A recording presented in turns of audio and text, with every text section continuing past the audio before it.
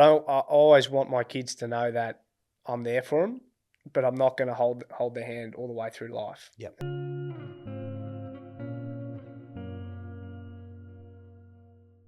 Well, I'm here with Kane Lambert, best known for 3 premierships at the Tigers, 135 games, but also famously known for missing out on nearly 900 draft spots and being picked up as a mature age rookie in 2014, the December.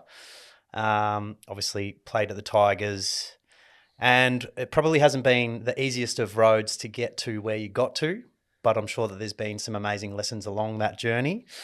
Now, it wasn't just at Richmond that you and I were introduced to each other, both being reservoir boys and growing up in that area, and your mum actually teaching at the primary school that I went to.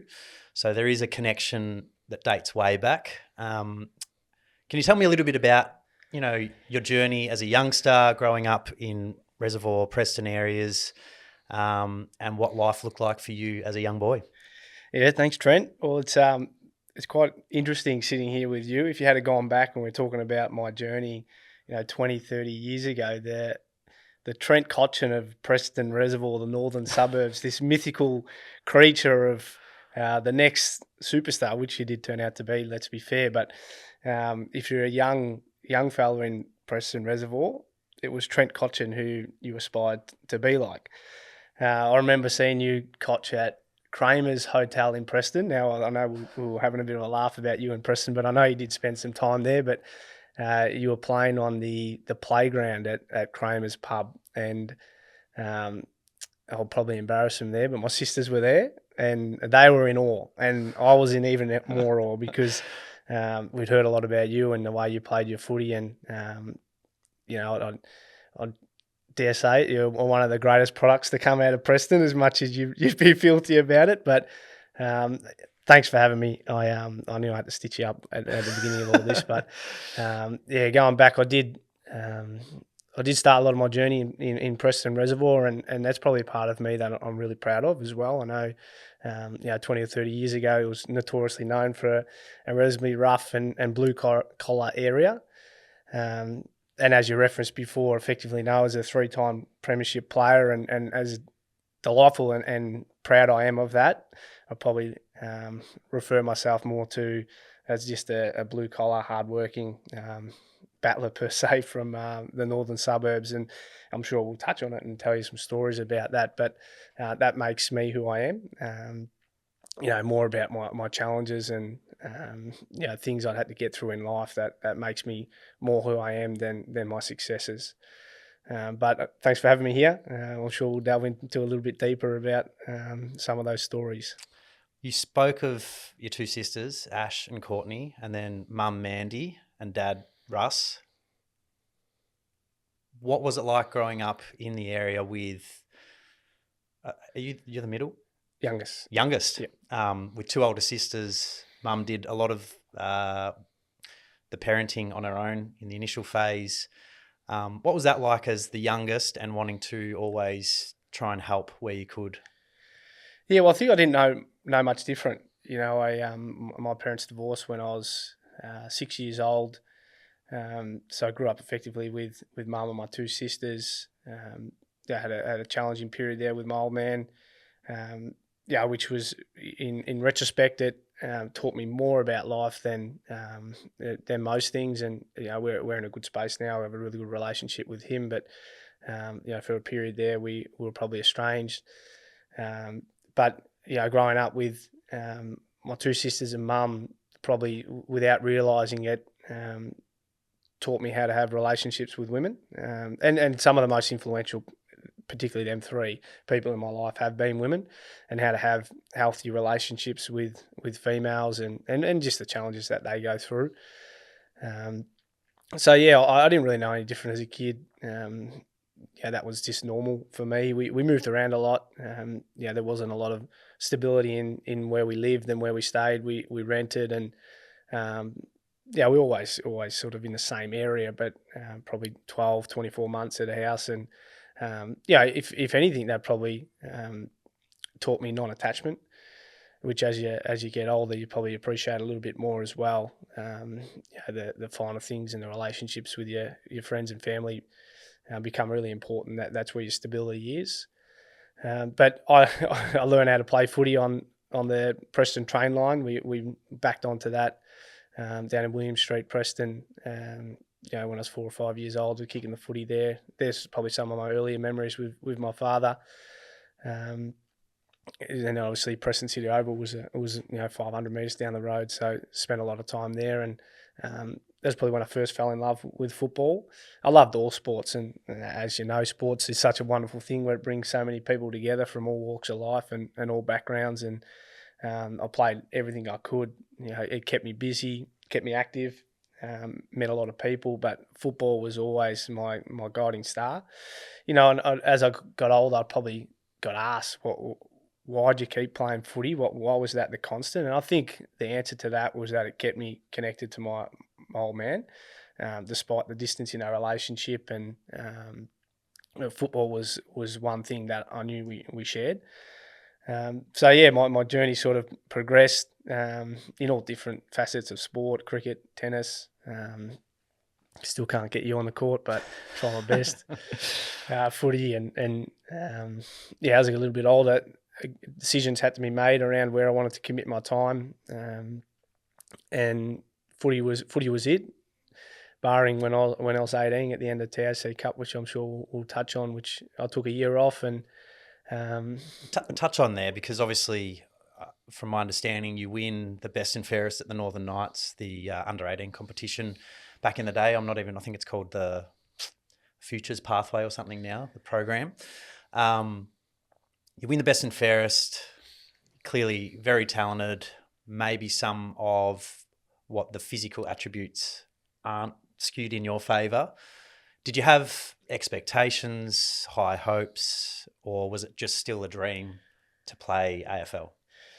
Oh, the dream always lived there, Trent, but sort of going back a few years with the under-16 squad, it was probably sort of 15, 16 when footy started becoming quite serious, and you put a lot of value on making representative squads, and up until that age, I'd never made any of those squads. And then there was like an A team, B team, and then a makeshift C team as such that played one game. The other two played in a carnival, and I made that the C team, and I played in one game there. And from there, I was fortunate enough to get a selection into the under 18 squad. I must have been the 50th of 50 players selected at that stage, and that was my real intro into a semi-professional style of football. I know I hadn't. At that age, you probably hadn't really done pre-seasons or trained from November, and that sort of whet the appetite for a work ethic which affectionately, on reflection, to fall in love with the process of getting better. Yeah. And that's where it started for me, and I could see incremental gains in my football and my fitness, and I could benchmark myself against the people around me and the ones effectively who I was competing against, and that's where that burning desire to improve started to alight. And then the beginning of my bottom age year, probably didn't play around 1, 2, and 3, and felt like I'd had a really good pre-season, and you don't know at the time, but these were lessons I was learning around how to be resilient and handle effectively failure, and then other people's opinions, and because there's a lot of build up at that stage. So you're going to play round one, and this is only underage football. We'll get into AFL football, but I'd seen people around me get opportunity, and without even realising, you're comparing yourself, and there was jealousy and envy, and I didn't know what they meant or what those feelings were at that stage, but you go into a little bit of self-preservation mode. But I did get an opportunity probably round 4 and played 6 games before I broke my collarbone, which was my first real serious injury, and missed the rest of that season. So at the bottom of my year, I got a taste of that level of football and started to build some confidence and self-belief that I was capable at that level, and that set me up for my under 18 year. And probably like most 16, 17-year-old boys interested in their football, that's the be all and end all. You're probably led to believe that. A large percentage of players get drafted at 17, 18 and, you've got one chance. And, you try to navigate that with year 12. Not that I was an astute student, but a large part of my life was revolved around football. But you probably give and take a little bit and say, well, my study can suffer a little bit for your football, but maybe that's a bit of an excuse. I'm not sure, but I had the same excuse. Yeah, well, I think my 35 enter score or whatever it was probably suggests that I may have taken a few too many liberties, but I really had a dip that year, and I put a lot of eggs in that basket, as many kids do, and I probably fooled myself to believe that, if I don't get drafted, I'm not expecting to, but I sure as definitely didn't plan for when it didn't happen.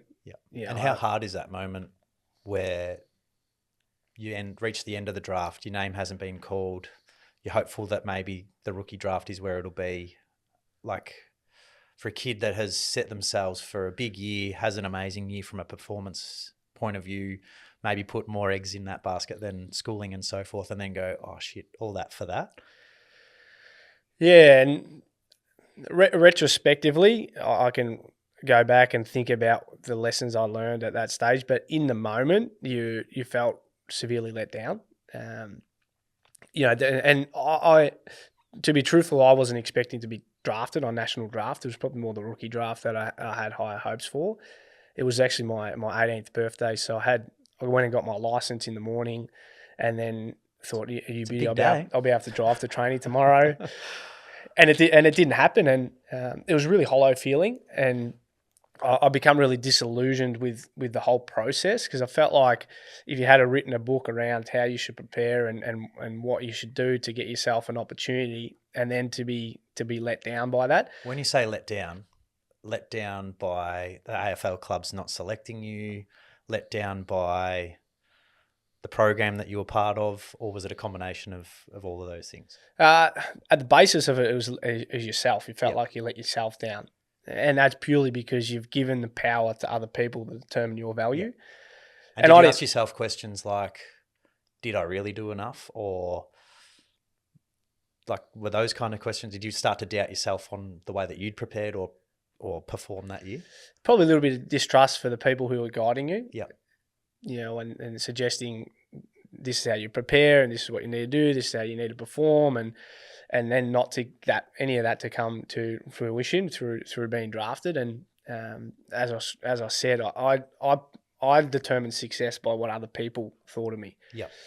And I said, this is not why I play football. This is not me. And that took some time.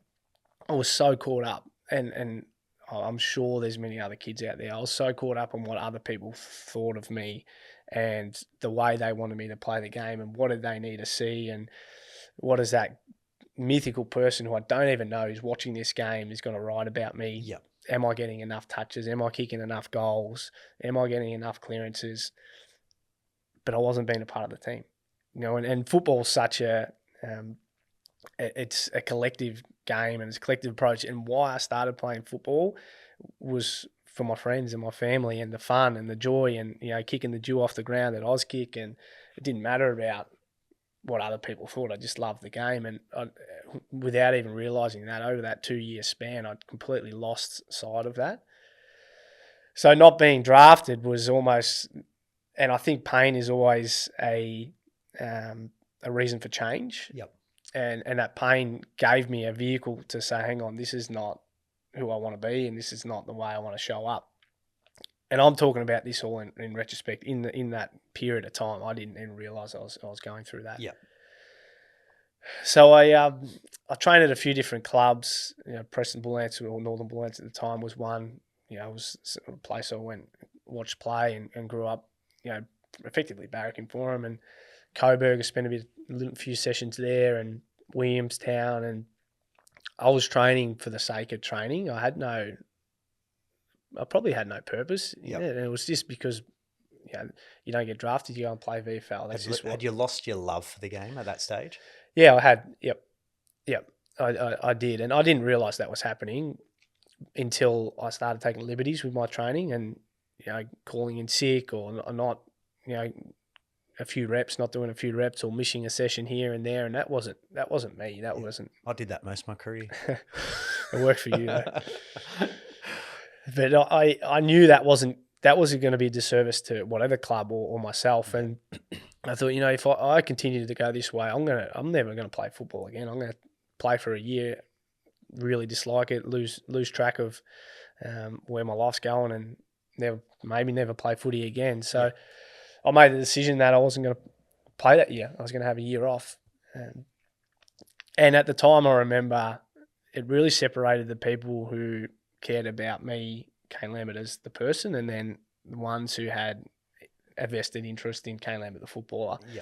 And that separated those people and, fast track to when I retired. For me, the whole period post that was about proving those people who cared about Kane Lambert, the person, right. Yeah. Not all those other ones that sat on the other side and proving them wrong. I don't want to fast forward it to your retirement, but I think, for those that are listening in, like to go on YouTube and listen to your whole retirement speech I have no idea how many times it's been listened to, but it's a really beautiful way of teaching, whether you're an adult or a kid, the lessons in the way that you've held yourself. And I love that you just mentioned that. You said your purpose was to prove those that had been there for me right, rather than worry about all the doubters and proving them wrong. Can you elaborate a little bit as to why that's been such an important part of your driver to get the absolute best out of yourself? And then as part of answering that question, coming into an AFL system, and I don't want to skim over your AFL career, but how would you have determined success at the beginning of your time at Richmond as compared to when you finish? Yeah, that's a long-winded question. Sorry, there. We can go back to the determined part. Well, to plainly simple, it was to actually define what success was. Yep. Between 16 to 18, success for me was what other people thought of me. Now, success to me is what do I think of me?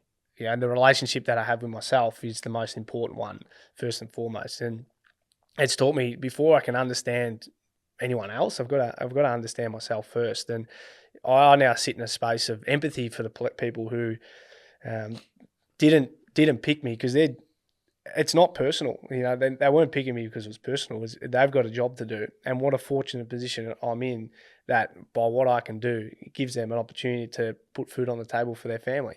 And then whether they pick me or not, that's irrelevant. But it was about redefining success first and foremost. And, throughout my whole career, I developed calluses to failure. And it wasn't even failure. It's also redefining what failure is. But that was just, knockbacks and setbacks was normalised for me. And one of the biggest challenges was, sorry to jump around, but after 2017 grand final, and how you handle failure is totally different to how you handle success. And that was a real learning curve for me, is what happens when you reach the pinnacle of everything you've been working for. What happens next? And it teaches that it's so intrinsic, and that that's so much deeper inside of me than anything extrinsic or what other people think of me. So I remember a conversation that you and I had early on in the 2018 season where it was like, I'm not even sure what you averaged through 2017, but let's call it low 20s. You obviously had an amazing year. I'm not sure. You finished pretty high in the best and fairest, third, was it? Yeah. So incredible individual year, but also the contribution from a team point of view, the role you played allowed Dusty to play kind of whatever role he wanted to play. But I remember the conversation early in 2018 was around you feeling like you hadn't necessarily improved, or you needed to improve, and to you that was maybe 2 or 3 extra possessions. That was going to be the way you take your game to the next level. And I just remember seeing the weight that you were carrying, with going far out, like if I don't improve by those 2 or 3 possessions. And it was something that we kind of shifted from a club point of view, where it was like, well, it's not actually about the stats and KPIs. It's like, how do I actually give myself to the team, which is something you were so incredible at. But it's funny how once you have success, you kind of go back to what was trained in your brain to be, what's the next stage of success looks like, or what do I need to do to contribute more? Yep. How did you change the narrative from that moment and what you were telling yourself? Yeah, well, footy success, his measurements are so tangible, Yeah. and society tells us that 20 possessions, the next year you've got to get 22, 24, go from 0.5 goals to 1 goal, and that it's so incremental, and you're not improving unless that's improving. And then after winning the premiership in 2017, naturally you fall back into this pattern of behaviour and this conditioning that I've had for 18, 20 years. There's that, I've got to average another 2 or 3 more possessions. And that was so contradicting to what was happening inside our 4 walls and what our leaders were asking of us. And that again fast-tracked in internal changes around, okay, these measurements are not necessarily success. It's how do I give myself more to the people around me, and how do I make people around me better?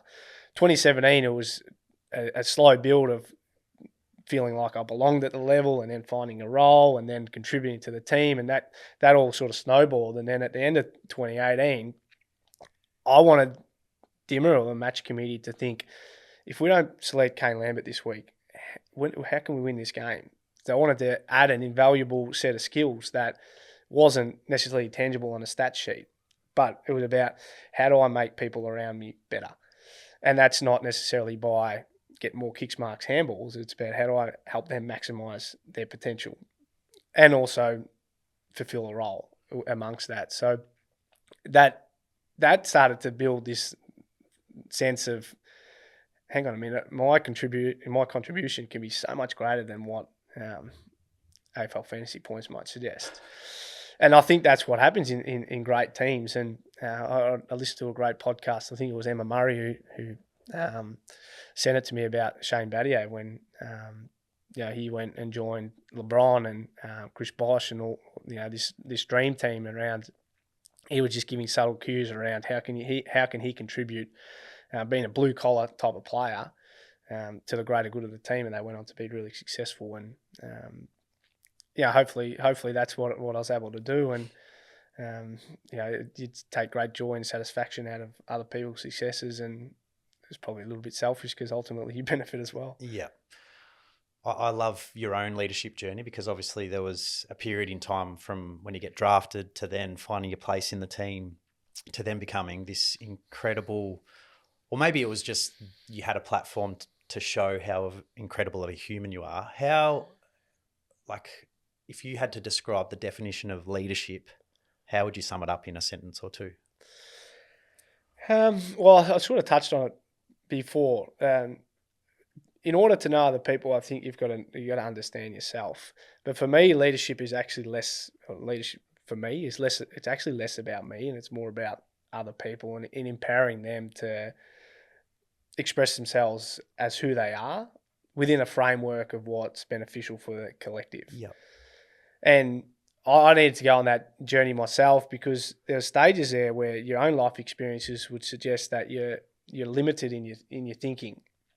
And that, why can't people handle failure the same way I do? Why don't you just get on with it? Or why do they see the world that way? And going on my own internal journey to challenge my own thoughts opened me up to go, well, their background's totally different to mine, but how do we collectively work towards something that's we can all benefit from?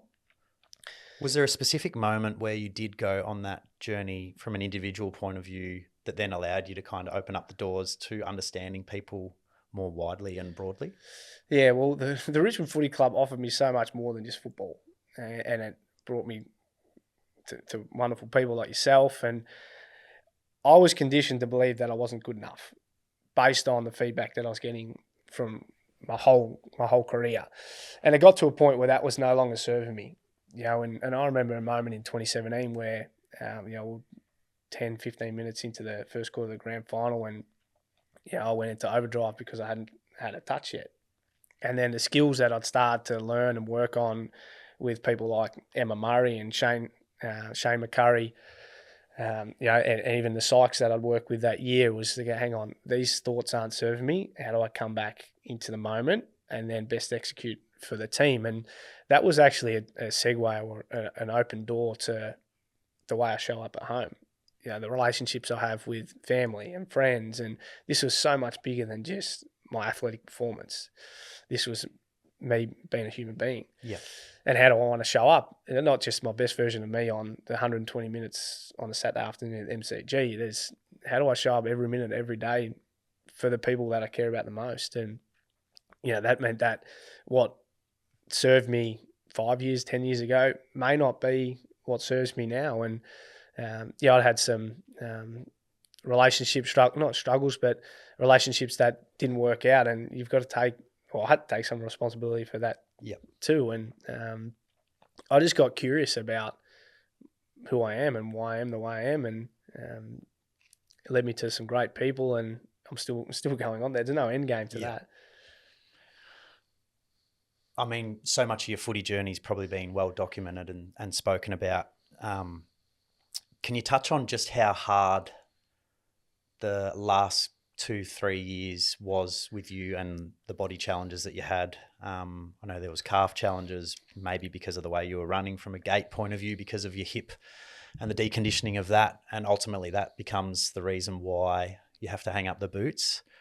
What is it like to live with something that is so debilitating and you feel like you can't show it to everyone that you love, whether that be at the footy club, your partner, Abby, and the way that it starts to impact your life really negatively?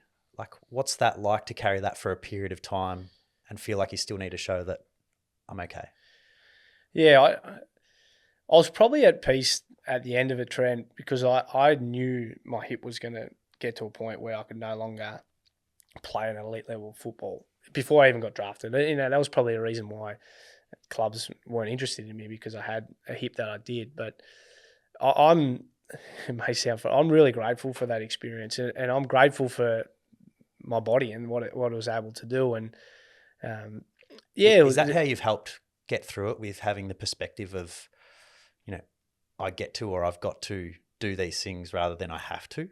Yeah, well, it challenged me in different ways. Like the physical pain is something you can endure. Yeah. But it's how do I get around this? Life's full of obstacles, and we can't avoid that. And so, how do I contribute if I've got a dodgy hip? Well, I don't have to run as much as I used to, but how do I put myself in positions to help other people? But it was, by the end of it, Trent, it was debilitating, and effectively it wasn't enabling me to show up how I wanted to at home. Yeah. And I couldn't escape it. Maybe I could have played for another year. I don't know. Like, physically, I would have found a way, but I wasn't going to play at a level that I thought was fair for our club and my teammates.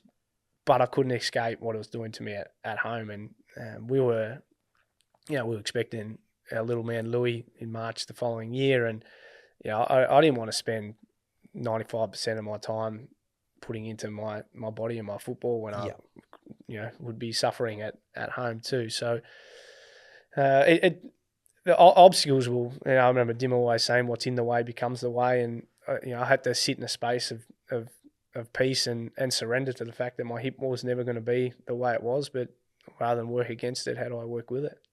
So you retire 2022. Your partner Abby and you welcome Louis into the world 2023. Was it March, did you say? Yep. And in between that time, from memory, you do a beautiful renovation. Your dad, Russell, plays a big role in that. What was that like to go through that journey, having had moments through your career or through your life where your relationship maybe wasn't as you had hoped with your dad? And what was it that brought you guys back together and closer together? And what lessons has it taught you as a dad now? Yeah, well, I think time always, that heals most things. But I was a young... Is that also a regret though? Because there's time that you never get back? No, I don't want to sit in a space of regret. Yeah. Because without it, I wouldn't be who I am now. And but it taught me to question things a little bit more deeply. And that doesn't mean that you judge it or it's right or wrong. It's just, okay, how do I sit behind this, and what's this teaching me, and what's the signal? So that was, a 10-year period. And as we started to get a little bit older, you started to think a little bit deeper in how you want to show up in relationships, and we started to reconnect largely through football. Yep. And I always had a dream that we could build a house together. Not that I got the skill set to do that, but I've seen you on the tools. You're not too bad. I can get coffees or clean up good at sweeping, clean up the dust. But that was probably something that lived inside the back of my mind for a long period, and then the opportunity come to do our house, which gave us a common ground of something that he was very good at, and I could see him in his own profession, and it gave me so much more perspective, because I always thought I'd just be a tradie, without any reason other than the fact that was just sort of what you did. Yep. And I had no appreciation for what that actually entailed and endured, and seeing him go about his craft and the detail and the professionalism, and I really admired that. And that was almost a vehicle for us to start reconnecting, and because really we didn't know each other that well. I was a young guy, and I wasn't a man yet, and to start to have those conversations that maybe we probably missed out on a long period of time. But it has taught me that the type of father that I want to be, and what I don't want to miss out on. What is that? What sort of father do you want to be? Well, that's a big question. Yeah, I want to be a present father. And I want to be there, and I always want my kids to know that I'm there for them, but I'm not going to hold their hand all the way through life. Yep. They've got to experience the challenges and the hard times, but I want them to know that they're always safe, and I'll be there for them. So, and Abby's the same, you know, and I wanted to see what a healthy relationship looks like with their mum and dad. Yep. With regards to being present, like I think lots of people talk about it. Do you have anything that you use that allows you to know that you are genuinely being present? Like I try and pride myself on that as well, but you get stuck in these moments, whether it's out in the front yard and you're playing soccer, and in your head you're still going, I need to send that email, or I need to catch up with that person. And to me, that's not genuinely being present and enjoying and embracing that moment. Is there anything, like I remember one of my favorite things to do of a morning is get up, go for a walk and have my coffee. And I remember you saying, yeah, but I don't just have my coffee and drink it. I actually, like, it lasts a while. I feel the warmth of the cup. And every time I walk of a morning and I have my coffee, I find myself, particularly in the colder months, thinking of you because of that moment. You told me that you don't just drink the coffee, I actually feel how warm it is. And that just allows you to be even more present than you already were. Any techniques that for people listening can help them in their journey of maybe finding stillness or being present? I think I should preface Trent by saying I'm not perfect. No, right? no, I fall into it, a subconscious loop as well, and but it's about stopping, and putting separation between, what you're thinking about and what's going on, and stepping back for a moment. And there's a number of different things that you can do. There's no one size fits all, but for me, it's also about when I'm driving. It's so easy to sit in autopilot when you're driving, but feel the wheel. What's happening around me, what's my breath doing? Because we're always in the car. Well, I am. So that's always a good opportunity too. But and then every time you step in the front door, every time you walk through a door, it's go, how do I want to show up in this moment? What's required from me? Who do I want to be? The coffee one's always a good one. But it's not easy. The world's designed to capture our attention. Yeah. With everything we do, it's an attention economy. It's getting harder and harder. But you've got to put separation between that, I think. Yeah. Now, 2 years of coaching post-retirement, get thrown in the deep end as an assistant coach, and I don't want to gloss over that. Really enjoyed your time as a development coach and working with the younger players at the Tigers. But I know even in the moment that you did retire, there was some thinking around, I would love to see what else is out there outside of the world that I've been consumed in for the last however many years. What's next? And how excited are you? Yeah. Well, I kind of suggest that it was a soft retirement for me. Yeah. When I was finished in 22, Richmond was so good to me and gave me the opportunity to stay on as a development coach and still kept me involved. And I started to build relationships with guys that I wanted to see continue their own careers and be a part of the football club that was so good to me. But there was always this interest in what else is out there, and football had been my beacon for the better part of 20, 30 years. And I love the game. I'm passionate about the game. I love seeing people get the best out of themselves and being a part of that journey. But I don't want that just to be limited to the game. So that's led me to stepping away. And first and foremost, it's, my beautiful partner Abby's got her own professional career in her own right, and there's challenges with working in football and the rigid nature of football schedule and 2 kids and her professional career. But that's part of the decision making to step away. But I'm going to take some time off until January and to be there with our the arrival of our second little boy, and launch into a new phase and a new chapter in January next year, with some great people that you introduced me to probably 2 years ago now, that authentically just took a liking to one another, and we kept our conversations largely about Richmond, but we kept them going over a period of time, and the opportunity to come up to head up their people and their leadership and their development, which is going to be a position of discomfort for me. Football was a safe place, and now I'm stepping into being a novice again, which is a bit scary. Yep. But I know that's where my greatest growth will come, and I've got so much to learn. And not to suggest that in football I had all the answers, because I didn't.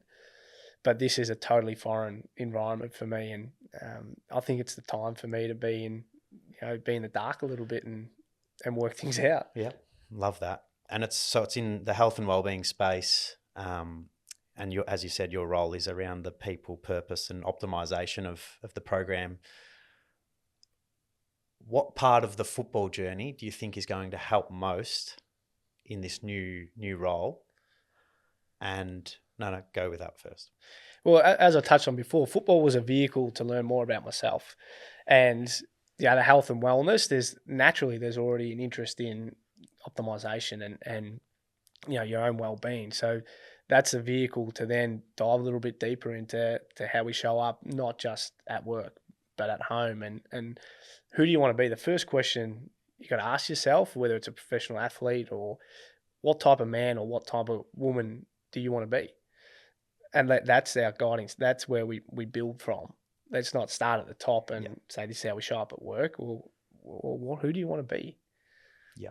And with regards to that and purpose, do you have one that's like easy to deliver, or is it something that encapsulates a few different things?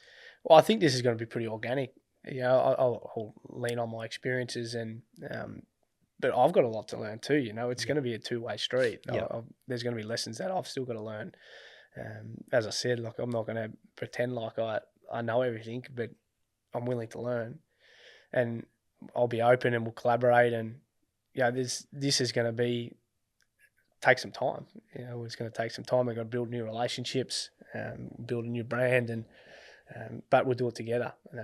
That's the important thing. I know timing's everything, and I know you've loved your time as a coach and assisting with some of the development of those players, and it's something that was a passion of yours. But is there a part of you that wishes you just lent into the next phase straight away, or are you happy with the process that you've played it out?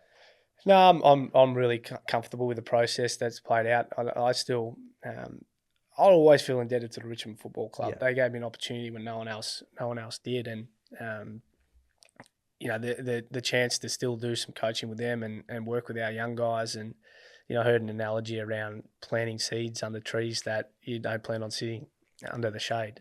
I've gone in the shade pretty rogue with that, but and I'm looking forward to sitting on the couch and watching these guys grow, and I hope they know that I'll be there for them too. But it's given me a launching pad to life outside football. I learned so many things from my coaching and dealing with different demographics of people and athletes, and hopefully that holds me in good stead going forward. And maybe, who knows, I think that footy will call me back in some capacity. It probably starts with odds kick in a couple of years with the boys, but I'll always be a fan of the game. Yeah. I remember you sharing, I think it was with a group of us, God knows how many years it was, but you spoke of, like every great organisation or company, they have a board of directors, and you have structured your life in the same kind of capacity. So can you elaborate a little bit on what that means to you, and then how often you use these kind of people, and maybe what sort of areas of your life you do have people that are effectively helping support you on that journey? Yeah, well, I said this off air before that if I had a fan club, you'd be the president. I think my partner Abby would be the CEO. But when I was an athlete, I'm still going through this process from a professional standpoint now around who's the right people around me. But when I was playing, I like to look at it like I was a CEO, and I needed a board of directors who were going to help me make decisions on my career. That wasn't emotionally fueled, and they were professionals in their field. So I had my four Ps, which were basically performance, which was Emma Murray, who was reconditioned my mind and helped me peak perform, best execute.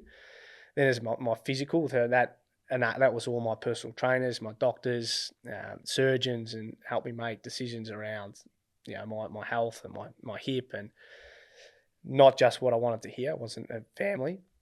Then there was personal, so that was my personal psychologist, Sarah, who really helped me go through the depths of how to have healthy relationships, and that started with the relationship with myself. Speaking of that, because I think people are more open to that now, but is it something that you would recommend to everyone that exists to help them on their journey of just navigating life? And, life effectively is difficult, and I know that once you accept it, it becomes more beautiful, but we need all the help we can get, right? Yeah, I would like to, but people got to be ready for that, and it's confronting. It's because it's so introspective, and you've got to be comfortable to go there. People can't be pushed into that. They've got to be curious and ready to do it themselves. The first thing I'd say is take the first step. Yeah. And then make your decisions based on that. And there's different demographics of people who are more open and who aren't. And I come from a position of a really privileged, despite the challenges, really privileged upbringing. And I probably can't comprehend what some people have gone through, and they're well within their right not to want to delve into that. But I would be an advocate, or I am an advocate, to say, hey, this would be worthwhile, but no judgment if you don't want to go there. Love that. So back to the fourth P. Yeah, that was professional. So that was what does life look like for me after football? And there's a number of people. Sam McLeod, our club psychologist at the time, was really influential in that space. And how do I transition from an athlete out of the game? And that process is still sort of happening, I guess. So that was largely my football, and now it's about how do I put that into place for my professional life, but also as a father. So that's a process I'm still going through, and finding the right people are important. And that's not to neglect family, friends, but there's, whether you like it or not, there's usually an emotional attachment to some of their decision making, and not to neglect it, but put around people who are professionals in their field to help you make really informed decisions. I love that. Great advice. If you feel comfortable enough, would you be okay to just send your mum a message down the barrel of that camera? Well, I was thinking of an opportunity when we could bring up my mum, because we probably I probably glossed over it. You skimmed over it. And I did. To hear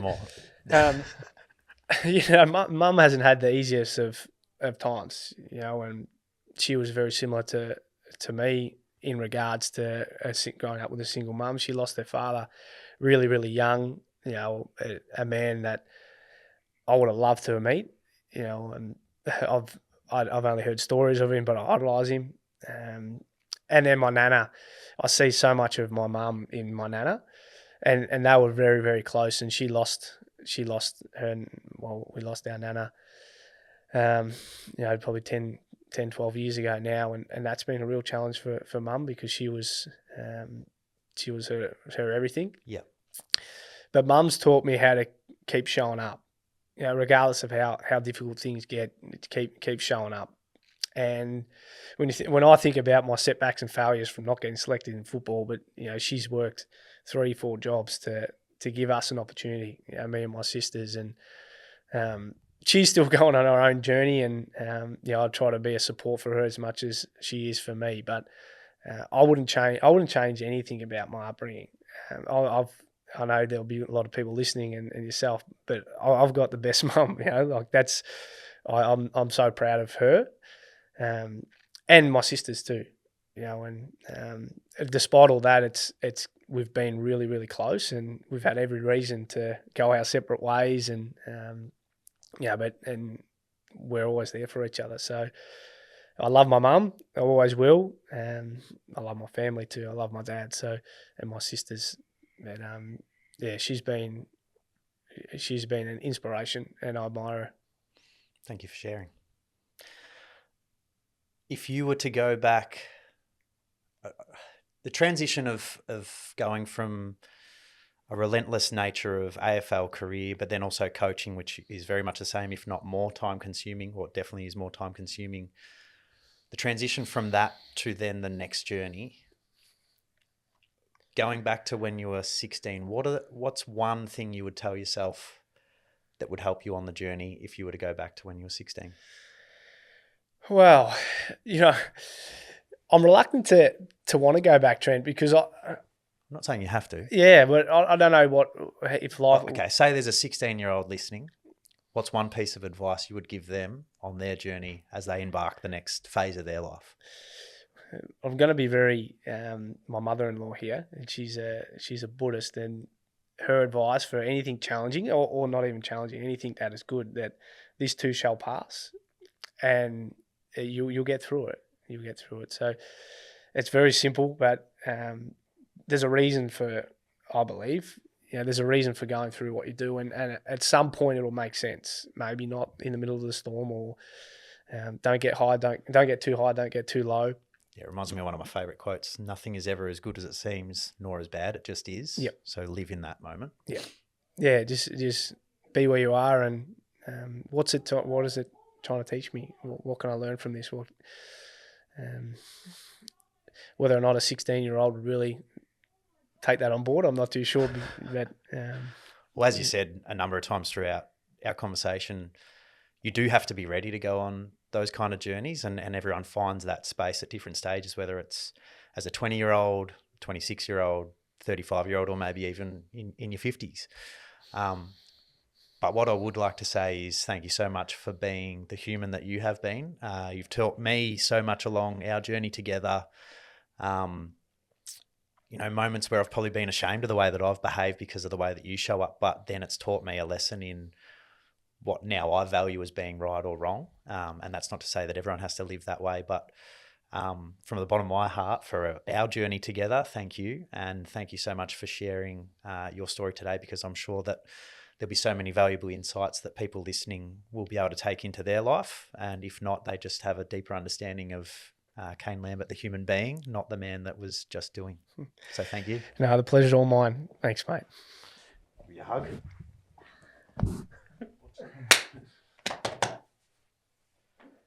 It's a wrap.